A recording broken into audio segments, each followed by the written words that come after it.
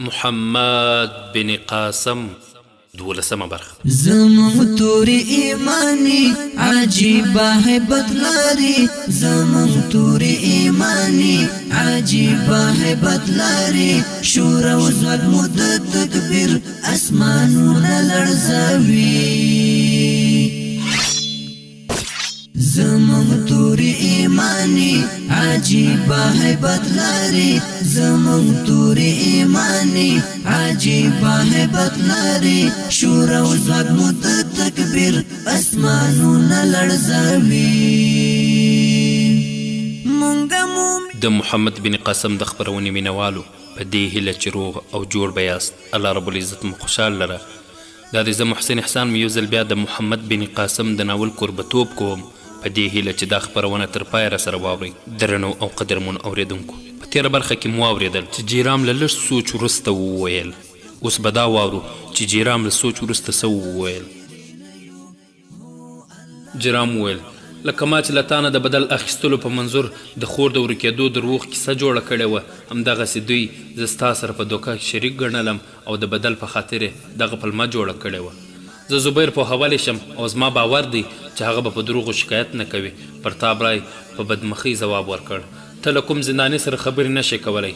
ما خپلو سپاهیانو ته امر کړی چې د راجا په مخکې له وړاندې کېدو د مخه ته خپل صندوق هم نور نشې کتلی. جیرام څه ویل، خو د پوځ یو منصبدار راغی، پرتاب رای ته یې وویل چې ټولواک دې غواړي. جیرام له پرتاب رای سره تلل غوښتل، خو هغه ورته وویل ټولواک یوازې زه غوښتی یم، تاسو نه.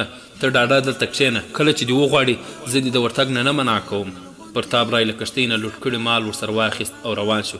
جیرام په پریشانۍ سره هلته دلته قدم وهه.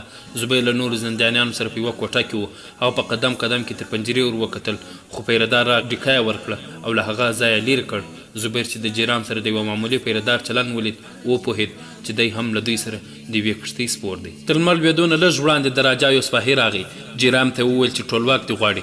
جیرام د کاتیاوار د راجا د سوغاتونو صندوق له ځانه سره واخیست او د راجا محل ته ولاړ. پیردار هغه د محل یوې کوټې ته بوتلو. راجا داهر سنګ د مرمرو په چوتره په یوه طلایي کرسۍ ناست و.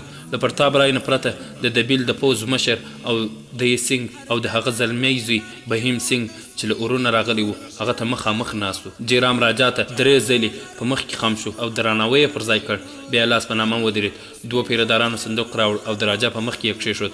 جیرام د راجا په حکم صندوق سر خلاص کړ او راجا جواهر ته په سرسري نظر وکتل. بیا یې پرتاب رای ته وکتل او له جیرام نه یې پوښتنه وکړه، اورېدلې مې دي چې ته د عربو ملاتړ کوې. تا زموږ په باب دا هم ویلي دي چې د عربو مقابله نشي کولی او تا زموږ په وفادار پرتاب رای تور لګولو په خاطر خپله خور او یوه عرب نجلۍ چیرته غلي کړي دي. جیرام ځواب ورکړ، بداره زما باور نه و چې پرتاب رای ستاسو په امر کښتۍ لټ کړې. د هغوی د دبیل کې د درېدو اراده نه وه. هغوی زه په لاره کې له سمندري غلو نه وژغورلم. دبیل ته ما هغوی راوستل. زما میلمانه وو او د میلمنو عزت د یوه نوزاده فرض دی. د عربي نجلۍ او خپل خور په باب زه نور څه خبر یم، ځکه چې کښتۍ لوټ کېده هغه وخت زه د پرتاب رای بندي وم. راجا تا پرتاب رای ته ویلي چې د عربو د ژغورلو لپاره د هسې پلمه ورته جوړه کړې وه. جیرام بادار زه له دې نه یم منکر، خو راجا په توندې لهجه وویل زه هیڅ اورېدل نه غواړم. که عربو شکایت وکړ چې له کښتۍ نه د دوی کومه نجلۍ ورکه شوې ده نو ته به یې راپیدا کوې او موږ ته به یې سپارې. جیرام ټولواکه که عرب په ما دا ادعا وکړي چې ما د دوی تورسري تښتولي نو زه هر ډول سزا ګاللو ته تیار یم. راجا زه ستا په چل پوهېږم، که عربو پر تا دا ادعا ونه کړه نو مطلب یې دا دی تا نجلۍ د هغوی په خوښه چېرته غلی کړې. ته پوهېږې چې زموږ سره ډېر داسې لارې شته چې سړی په رښتیا ویلو مجبوره و. جیرام باداره که تاسو ما ګناهګار ګڼئ نو چې څه سزا مناسبه بولئ رایه کړئ، خو له عربو سره پخوا هم ظلم شوی دی. راجا نو ته زموږ له دښمنانو سره د دوستۍ دعوهدار یې. جیرام هغوی ستاسو دښمنان نه دي، هغوی سند د عربو یو امن خوښوونکي ګاونډی ګڼي. که نه د دبیل تر څنګ به هم نه تېرېدل. که هغوی د نیک نیت خاوندان نه وی نو د کاتیاوار د راجا د سوغاتونو دغه صندوق به تا ته نه ورسېدلی. راجا وویل د کاتیاوار جواهر د سراندیب د غمیو په وړاندې خوشو ډبرې دي. جیرام ټولواکه زه زرګر نه یم، سپاهي یم، زه ډبرې نه پیژنم، خو ستا دوست او دښمن پیژنم. ما له دې ډبرو سره د کاتیاوار د راجا د دوستۍ پیغام هم راوړي. که دغه ډبرې یوه ټیکه نه ارزي هم هغه لاس چې رالېږلي دی قیمتي دی، خو پرتاب رایه چې د عربو غوندې امن خوښونکي او د زورور ګاونډي کښتۍ لوټ کړي او مال یې تاسو ته راوړي دا به تاسو ته ډیر ګرام پریوزي. باداره تاسو له مسلمانانو سره د دشمنۍ نه وړاندې لږ سوچ وکړئ. د هغوی لاس ډیر مضبوط دی، د هغوی اوسپنه هره اوسپنه غوڅوي. هغوی د سپرلي د ډبرو په څیر راپورته کیږي او د ساوان د باران میاشت د وریځو په څیر خپریږي. د هغوی مقابلې ته چې څوک راوتلي نه سمندر پناه ورکړی او نه غرونو، د هغوی اسونه په اوبو کې لامبو وهلي او په هوا الوتلی شي. تاسو به په برسات کې د سیند څپې لیدلې وي، خو د دوی د فتحو څپې له هغوی نه زیاتې زوروري او توندې دي. د راجا داهر حوصلې ځواب ورکړ، چیغه یې کړه، ډارنه ګیدړه، ستا په رګونو کې د نوابزاده راجپوت وینه نشته. زما پاچاهۍ کې ستا غوندې بزدل او ډارن سړی د ژوند حق نه لري. جیرام باداره، زه اوس د کاتیاوار د راجا استازی یم. زه په خپله داسې هیواد کې اوسېدل نه غواړم چې هلته دوست دشمن او دشمن دوست ګڼل کیږي. راجا داهر، که د کاتیاوار راجا په خپله دلته وای او داسې الفاظ یې تر خوله وتلي وای، ما به یې د سر غوڅولو امر کاوه. پرتاب رایه، دا بوزه سبا ته یې د سزا پرېکړه کوو، سهار ته د عربو مشر ما ته راولئ. پرتاب رای سپاهیانو ته غږ وکړ، 8 تنه تورې ایستلي ورننوتل. پرتاب رای جیرام ته د تګ اشاره وکړه. جیرام د لسو تورو په سیوري کې د پرتاب رای په مخ کې روان شو او د سنگ د جیرام د خبرو په وخت کې داسې احساسوله چې یو سرتیری ځوان د د خیالونو ترجماني کوي. هغه وویل، باداره که اجازه وي یو څه ووایم. راجا ځواب ورکړ، ستا د ویل حاجت نشته، داسې سزا به ورکړم د برهمن آباد د خلکو تر ډیره وخته له یاده ونوځي. او د سنگ وویل، مګر ټولواکه هغه چې څه وویل په ښه نیت یې وویل. موږ په څو غمي او پلانو د عربو دشمني باید وانخلو. موږ پر خپل ځواک باور دی، خو عرب ډیر بد او سرسخته دشمن دی. راجا وویل، او دی څنګه د یوه ګیدړ چیغې دې واورېدې، ته هم ګیدړ شوې. هغه عرب چې د اوښ شیدې څښي، اوربشینه ډوډۍ خوري، زموږ د مقابلې جرأت کولی شي؟ ستا په ګمان په اوښانو سپاره زموږ د پلانو مقابلې ته به راشي؟ او دی څنګه باداره، بده مه منئ، د هغوی اوښانو د ایران پلان مات کړل. راجا په غوسه شو وویل، دی څنګه زما له تانه دا هیله نه وه چې د عربو په باب په اوازو باور وکړې او ترې وویرېږه به. موږ د عربو له ټول نفوس نه زیات پوځ تیارولی شو. د راجپوتانه ټول راجاګان زموږ په اشاره سر ورکولو ته تیار دي. د سنگ وویل، ټولواکه زه له هغوی نه ویرېږم، خو د ویدې فتنې د ویښولو څه حاجت دی؟ د نورو د مرستې په تمه د ځواکمن دشمن دشمني ګټل ښه کار نه دی. راجا د سنګ، دا ته څه وایې؟ د سند په مقابل کې د عربو سرایان ځواکمن دشمن نه دی؟ اخر په عربو کې څه ښېګڼه ده چې زموږ پوځیان یې نه لري؟ او د سند ټولواکه، د داسې دشمن هېڅ چاره نه کیږي چې له مرګه ویره نه لري. که تاسو زما په خبره باور نه کوئ، یو عرب بندي راوغواړئ، وبه ګورئ چې تورې د لوبو سامان ورته ښکاري.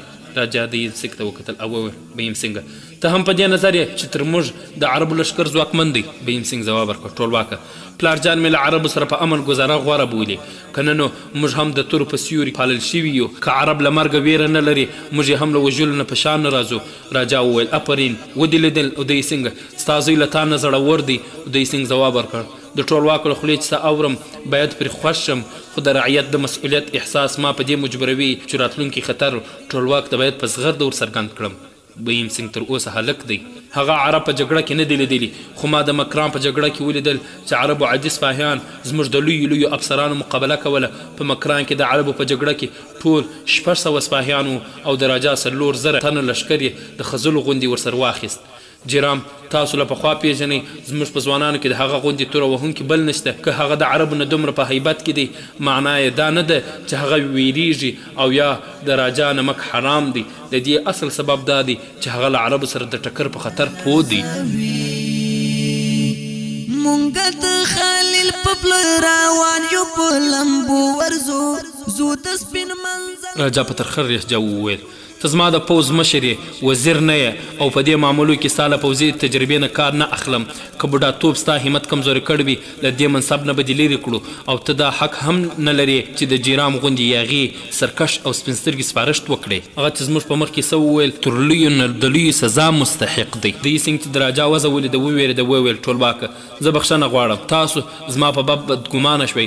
ما دغه خبرې د دې لپاره وکړې چې تاسو تر اوسه له عربو سره د جګړې اعلان نه دی کړی، او که اعلان مو کړی وي بیا خو زما فرض دی، بلکې یوازې زما نه د هر سپاهي دا فریضه ده چې ستا په امر ځان قربانولو ته تیار شي. د جیرام په ګستاخي افسوس کوم، خو زما په دې هم باور دی چې په خپل موقع به هغه یو وفادار راجپوت نوابزاده ثابت شي. که تاسو له عربو سره د جګړې پرېکړه کړې وي نو موږ سر له نن څخه باید تیاري ونیسو. زه غواړم عربو ته داسې ماتې ورکړو چې بیا د سر پورته کولو توان ونه لري. د دې هدف لپاره د پوځونو پر منظم کولو برسیره باید د هندوستان د ټولو لوی او وړو راجاګانو مرسته وغواړو. هغوی ټول ستاسو مشري ومني او ستاسو تر بیرغ لاندې راټولېدل او جګړه به د ځان لپاره ویاړ بولي. موږ باید د کاتیاوار راجا هم باید کم ونه بولو. هغوی تاسو د سوغاتونو جزیه را استولې ده. که تاسو جیرام وبخښئ د هغه په منځګړیتوب د کاتیاوار د راجا مرسته ترلاسه کیدای شي. راجا داهر لږ ډاډه شو وویل تاسو اوس د یوه نابزاده په څیر خبرې کوئ. خو جیرام له عربو سره ملګری شو. که موږ هغه هم وبخښو هم د دې خبرې ثبوت به څه وي چې له موږ سره به دوکه نه کوي. هو ما اورېدلي چې یو عرب ځوان د دوستۍ لاپي کوي. که دی له هغه سره مقابلې ته تیار وي او هغه عرب د تورې وهلو په سیالي کې را وپرځوي نو زه به یې معاف کړم. او دی سنګ ټولواکه هغه به ستا په اشاره له غره سره جنګولو ته تیار وي. راجا ډېر ښه دی. زه ستا په سپارښت هغه ته یو ځل فرصت ورکوم. سبا ته به موږ د جیرام د نیکنتۍ نه علاوه له عرب ځوان سره د ده تورې وهلو کمال ننداره هم وکړو. راجا له دې وروسته مجلس رخصت کړ جګ شو او د محل بلې کوټې ته ننوت. شور او زود مد تکبیر اسمانونه لړزوي زمون توری ایمانی عجیبه هیبت لري زمون توری ایمانی عجیبه هیبت لري شور او زود مد تکبیر اسمانونه لړزوي مونږ مومنان یو په الله قوي ایمان لرو یو لاس کې مو تور او په د محمد بن قاسم د خبرونې مینوالو په دې هیله چې ناول راسره مینه واورئ. سبا ته راجا داهر د برهمن آباد په شاهي ماڼۍ کې په یوه پراخه کوټه کې دربار جوړ کړ. د سند د پایتخت اورونه د وزیر هم راغلي وو. وزیر د پوځ اعلی قمندانان د برهمن آباد او شاوخوا امیران د خپلو رتبو او منصبونو په مناسبت تخت ته نږدې په کرسۍ ناست وو. د وزیر او اعلی قمندانان نه وروسته په درېیمه کرسۍ په برهمن آباد والي کېناست. خو اوس دغه کرسۍ او منصب د بیل د والي حق و. هغه څو لویشت له راجا نه لرې شوي او داسې یې ګڼله لکه د ده او راجا ترمنځ چې د غرونو فاصله راغلې وي. نور امیران د راجا ګین لوري ته کتار لاس په نامه ولاړ وو. د راجا شي او ګین لوري ته د دوې ملکې ناست وې. یوه ښایسته نجلۍ شاته سراحي په لاس کې ولاړه وه. درباري شاعر د راجا په ستاینه څو شعرونه وویل. له هغه وروسته تر لږ ځنډه د نڅا او سندرو مجلس تود شو. راجا څو جامه شراب په سر واړول او بیا د بندیانو د راوستلو امر وکړ. زبیر په پښو کې زنځیرونه حاضر کړای شو. له هغه نه لږ ځنډ وروسته جیرام هم راغی او د زبیر په څیر یې په لاسو او پښو کې زنځیرونه نه وو. خو د هغه نه وړاندې او وروسته د لوسو تورو پیرا د زبیر د پوهېدو لپاره کافي وه چې د هغه حالت هم تر ده ښه نه دی. راجا پرتاب رای ته وکتل وویل دوی زموږ په ژبه پوهېږي؟ هغه له ځایه جګ سو وویل هو کې ټولواکه دوی د پردیو ژبو په زده کړه کې ډېر هوښیار ښکاري. راجا زبیر ته ویې پوښتل ستا نوم څه دی؟ هغه ځواب ورکړ زبیر. راجا وویل موږ اورېدلی دي چې ته له موږ سره خبرو ته بېتابه وې او ووایه څه ویل غواړې؟ زبیر زه دا پوښتنه کوم چې د دبیل په بندر کې زموږ کښتۍ ولې لوټ شوه او موږ ولې بندیان یو؟ دغه وحشانه چلن ولې راسره کېږي؟ راجا لږ بېتابه شو وویل ځوانه ما اورېدلی و چې عرب د خبرو په آدابو نه پوهېږي خو ته باید د ځان او خپلو ملګرو د ژوند خیال وساتې او هوښیار ووسې. زبیر وویل له موږ سره چې کوم سلوک شوی دی که د هغه معلومات تاسو ته نه وي بېله خبره ده که نه نو د دبیل والي بېله څه دلیل نه پر موږ لاس اوچت کړی. که تاسو په موږ شکمن وئ موږ د دې شک لرې کولو ته تیار وو. خو که د سند لخوا دغه کار زموږ د غیرت د ازمایلو په خاطر شوی وي نو موږ د سند والي ته وایو چې موږ د هندوستان کم ذاتي او چوت نه یو چې فریاد یې له مرۍ نه راوځي. تر اوسه پورې له موږ سره چا د داسې سلوک جرأت نه دی کړی او زه د سند پاچاهي دومره مضبوطه نه ګڼم چې د ایران د زغرو او روم د خلونو د ماتونکو تورو ګزارونو به وزغملی شي. هغه قوم چې د ځمکې پر سر د هر مظلوم داد د ځان فرض ګڼي د خپلو خویندو میندو په بې عزتۍ چوپ نشي پاتې کېدی. راجا وزیر ته مخ ورواړو او وویل وادي اورېدل اوس یو بندي له موږ سره د جنګ اعلان کوي. وزیر وویل ټولواکه د عرب ډېر لاپې وهونکي خلک دي.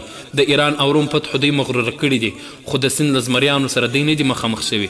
زبیر وویل موږ په دبیل کې د زمریانو زړورتیا نه ده لیدلې د ګیدړانو مکاري مې ولیده.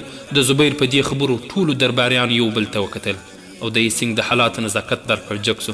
لاس په نامه یې ونیول او ویل ټولواکه دې ځوان څو ورځې په زندان کې تېرې کړي هوش او حواس یې له لاسه ورکړي او تاسو په دې هم پوهېږئ چې د کوم سپاهي توره پسه وي د هغه ژبه تېروي. زبیر په غوسه شو او د هیڅنګ ته د دوستانه مداخلې په هدف پوه نه شو او وویل په ما له شانه وار شوی دی که نه نو اوس به زما د تورې په باب تا داسې رایه نه ورکوله. پرتاب راجګ سو وویل ټولواکه دروغ وایي دی موږ په جګړه کې نیولی. زبیر د غصې له زوره په چیغه وویل نامرد انسانه ته د ذلت او پستۍ یوه نمونه یې. زما لاس او پښې تړلي دي خو اوس هم ستا په څهره کې د ویرې او ورختایي کرښې دي. ګیدړ چې زمری په قفس کې وویني هم ورخطا کیږي. زما یوازې یو لاس خوشي کړئ او خپله توره مې راکړئ دوی به ټول زما او ستا د دعوې رښتیاتوب وګوري. پرتاب رای د دربار په خلکو نظر را وڅرخاوه. د برهمن آباد والي د زبیر راتګ یو غیبي کومک باله. جګ د دربار چوپتیا ماته کړه. وویل ټولواکه دا زموږ د عزت او نسب سپکاوی دی چې یو معمولي عرب په ډک دربار کې پرتاب رای ته د بزدلۍ پیغور ورکوي.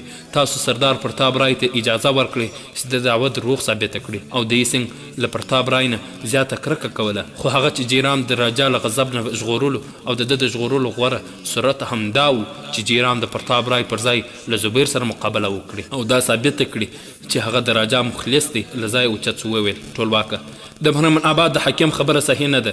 د سردار پرتاب رای رتبه دومره وړوکې نه ده چې له یو معمولي عرب سره مقابله وکړي. د ده توهین دی. د دې ځوان د هیلې د ترسره کولو لپاره موږ سره په زرګونو ځوانان شته. که ټولواک ته بده نه ښکاري نو جیرام ته اجازه ورکړي چې د دې کمزاته عربو دوست نه دی. راجا ځواب ورکړ ته جیرام ډېر شفاعت کوي خو جیرام په خپله بیا په دې ټینګار کوي چې د عربو دوست دی.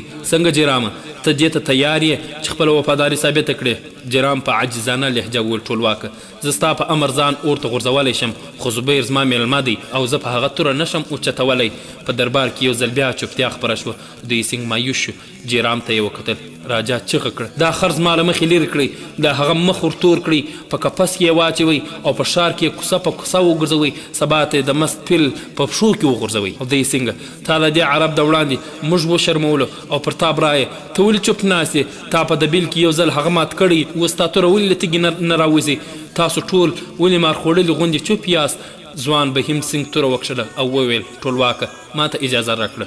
د بهیم سنګ په لیدو د دربار نور خلکو هم تورې وکښلې او په ټولو کې وروسته پرتاب رای هم تر راویستله. خو سترګې یې له راجا نه غوښتل چې باداره زما په حال ورحمېږه. زبیر چې درباریان د راجا اشارې ته په انتظار ولیدل په شونډه یوه مسخره امیزه مسکا خپره شو. وویل بس بس نور یې پرېږدئ.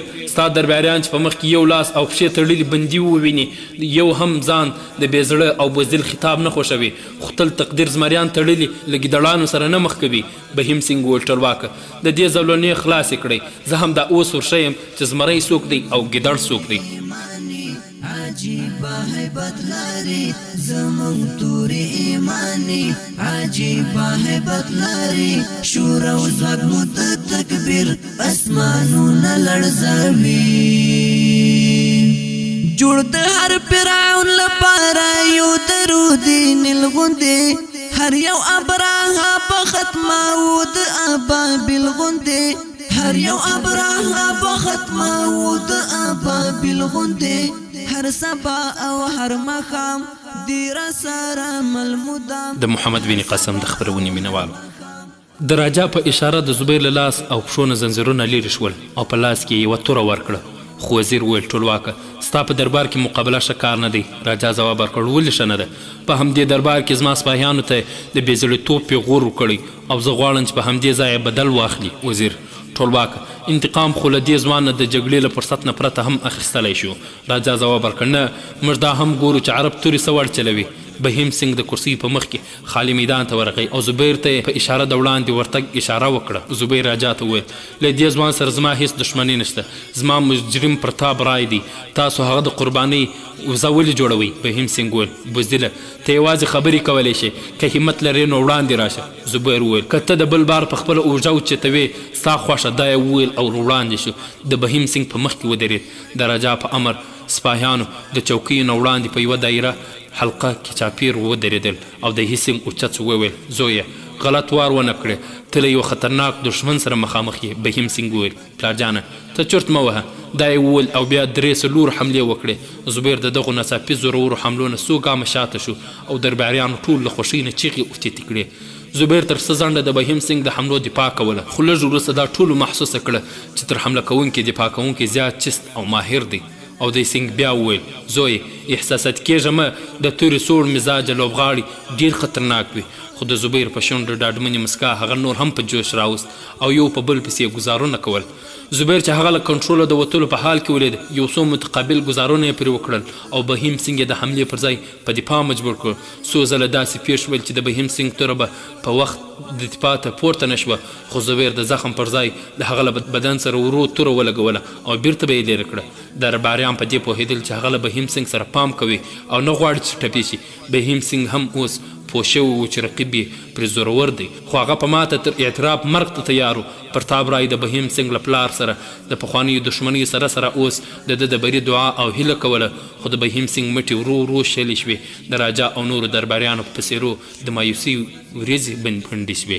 او د سنګ وویل ټولواکه بهیم سنګ به مړ شي خو هغه به په شا ولاړ نه شي ته د ده ژوند بخښلی شي مشر ملکې د اودي سنګ سپارښت وکړ خو کشر ملکې وویل ټولواکه سپاهیانو ته د بهیم سنګ د ملاتړ غږ انصاف نه دی که تاسو بخښئ نو دواړه باید وبخښل شي راجا مذبذب سو او څه پرېکړه یې نه شوی کولی ناڅاپه زبیر څو ځلې سر پر سر حملې وکړې او بهیم سنګ یې د هغه تشې کرسۍ ته په اشاره راوست سپاهیانو کښلې تورې کتار ولاړو یوې او بلې خواته شول بهیم سنګ ټک وخوړ او بیا ستونی سخت په چوکۍ کې پرېوت هغه د پاڅېدو هڅه وکړه خو زبیر د هغه په سینه د تورې څوکه ورکېښود او وویل ته که څو کاله نور ژوندی پاتې شوې نو ښه سپاهي به درنه جوړ شي خو اوس ستا ځای دغه کرسۍ ده د بهیم سنګ له لاسه توره ولوېده او هغه د پښیمانۍ او غوسې نه خپله شونډې تر غاښو لاندې کړه راجا سپاهیانو ته اشاره وکړه خو زبیر د بهیم سنګ د کرسۍ له سره په یوه ټوپ ځان پر تابرای ته ورساوه او د هغه تر شا ودرېد توره یې په مرۍ ورکېښود او وویل خپل پوځیان پر خپل ځای ایثار کړه که نه نو زما توره به د ده خېټه سوری کړي د راجا په اشاره سپاهیان شاته شول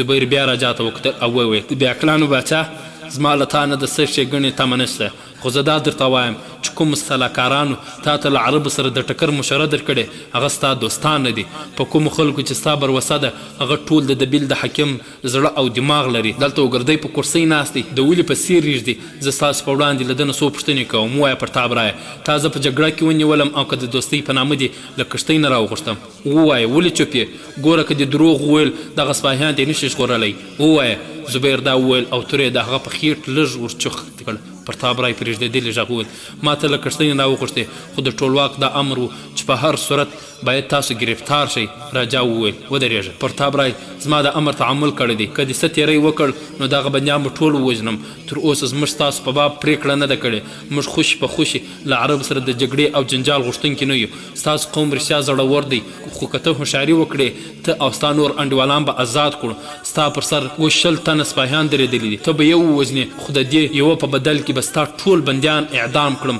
که د خپلو ملګرو خیر غواړې توره وغورځوه زبیر وویل زما په تاسو یوه هم اعتبار نشته خو زه درته وایم چې د خپلې ګټې او تاوان په باب مو د وروستي ځل لپاره فکر وکړئ په یاد ولرئ چې که تا زما له ملګرو سره بدسلوکي وکړه نو هغه ورځ لرې نه ده ستا د هر سپاهي په سر به زما په څېر سیرتېري توره کښلی ولاړ وي که د جواهر او پلانو تمه وي زه هغه نه غواړم زه یوازې دا غواړم چې زه او زما ملګري مې خوشي کړه خالد او خور یې هم موږ ته وسپاره د محمد بن قسم د خپرونې مینهوالو دا چې په راتلونکي کې څه وسول انشاءالله په بله برخه کې به یې واورو دا خپرونه ما محسن احسان چمتو او تاسو ته وړاندې کړه نور بیا چې تاسو په درانه حضور کې را حاضرېږو تاسو ټول په لوی الله جل جلاله سپارو السلام علیکم ورحمة الله وبرکاته جوړ د هر فرعون لپاره یو درود نیلغوندې هر یو ابراهه په ختماو د ابابیل غوندې هر یو ابراهه په ختماو د ابابیل غوندې هر سبا او هر مخام دیر سره ملمودام هر سبا او هر مخام دیر سره ملمودام هو الله نصرتنا اسماني عجيبه هيبت لري زمون توري ایمانی عجيبه هيبت لري زمون توري ایمانی عجيبه هيبت لري شور او زغ مت تکبیر اسمانونه لړزوي هر د جنگ میدان کې مو د سپین تورې شرنګ کاری سپین خنجر مو هر وخت دښمن په وینو رنګ کاری سپین خنجر مو هر وخت دښمن په وینو رنګ کاری دین ته خدمت نکړو هر وخت پر ننګو نکړو دین ته خدمتو نکړو هر وخت پر ننګو نکړو هو الله ورکاو پر قرباني عجیب هیبت لري